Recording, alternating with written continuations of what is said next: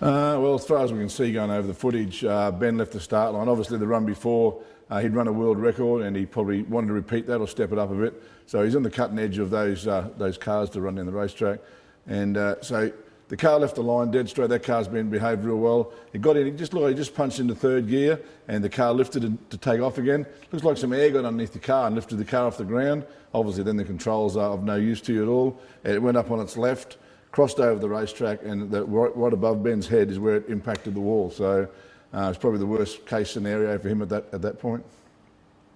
Well, obviously that's an NHRA sanctioned car from the US. And the rules do follow those Australian rules. Now these cars are built from the information that the NHRA gather over hundreds and hundreds of runs and dozens of accidents. So they know where to put the crush points and where to put this, and so the car breaks right and takes the impact and saves the driver. It's all about the drive and saving the driver in this type of accident.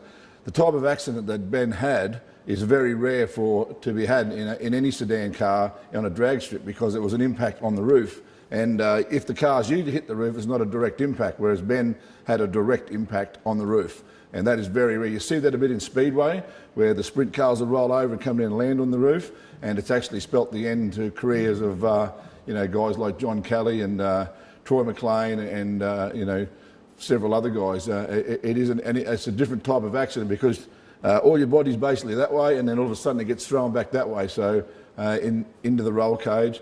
And that's the type of injury that Ben's got, and the doctors have said that it was a severe injury. So because it was a rare type of accident, it's the car itself wasn't actually built to take that kind of thing. So he's here, he's got a bar here, bar there, and his head's right here, and the wall was right here. So at full speed, he's probably doing on 120, 150 mile an hour at that point, and had a direct impact with his head. So for the injuries that he's sustained, it could have been an awful lot worse.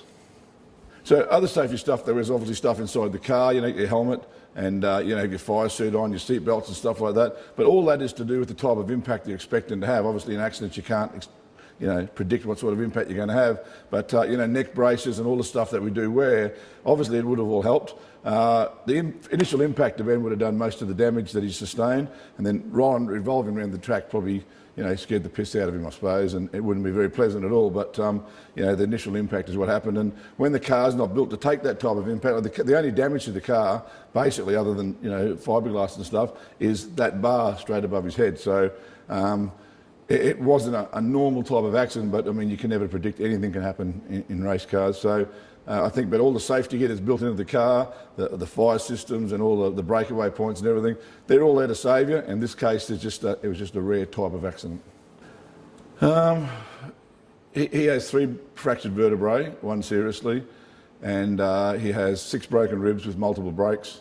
He has swollen lungs, and he inhaled probably, I think, the fire extinguisher or something like that. They're treating that as they go. It's obviously they're concerned about all his injuries, but they're more concerned about the spinal injury than they are about any of the other stuff, I think. The other stuff, I think they understand where that's going to go, and they can treat it all. He also has grazes, obviously, in his head and his face and his chin, that from the helmet. So he obviously took a pretty good whack when he got the wall inside the helmet. So as far as his prognosis goes, well, they're still doing a little bit to him. This is only early days. They've done some scans and that, and they've got all the information they need. They've had a few orthopaedic doctors and surgeons have a good look at it and good talk about it. And I think tomorrow, at this stage, they're going to try and stand him up and take some more images to get a really good idea of how badly that multiple damaged vertebrae is and the treatment they can take it for. There is an operation that they can do in this sort of instance, but apparently it's not a great operation to have done to yourself, and the doctors don't seem to really like doing it if they don't have to. So they're currently trying to just get a better picture of the damage that Ben sustained on the main damaged vertebrae, and see if they can come up with a different plan with some rehabilitation and a brace and stuff like that. So they'll know more in the next 24 to 48 hours.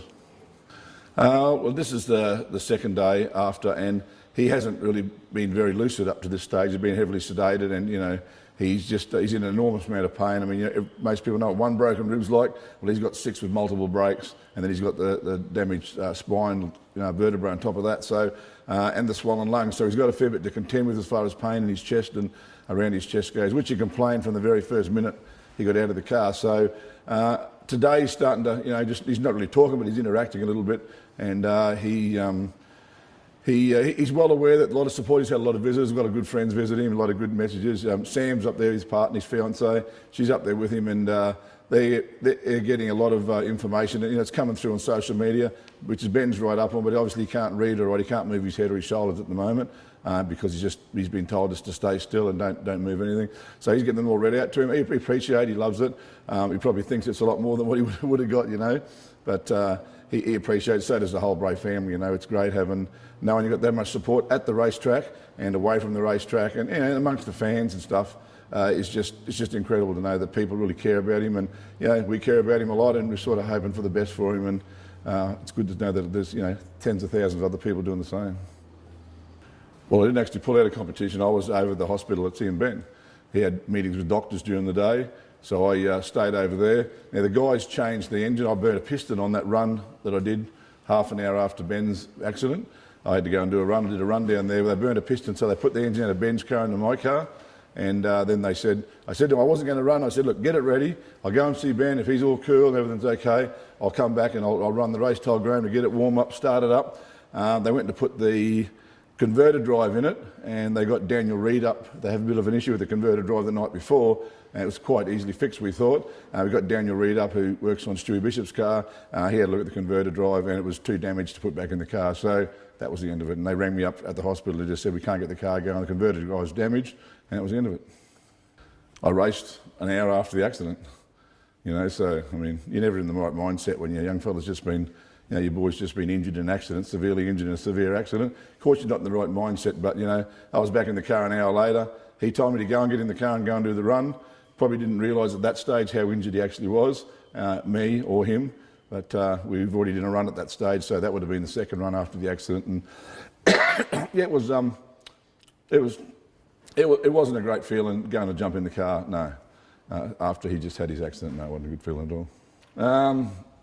He told me to go and do it, so it makes it a bit easy, If he had said he didn't want me to do it, which he would never say, but I just wanted to go and do the run anyway, get in the car. We would have gone back and ran the next day if we had to, if we could have got in the car. Turns out Grant was in a bit of trouble. I would have run that race. I would have been there for the next one as well. But I felt my place was at the hospital, understanding what the doctors were saying about Ben and getting a better understanding of his position at that time. Turned out they couldn't have run the car anyway.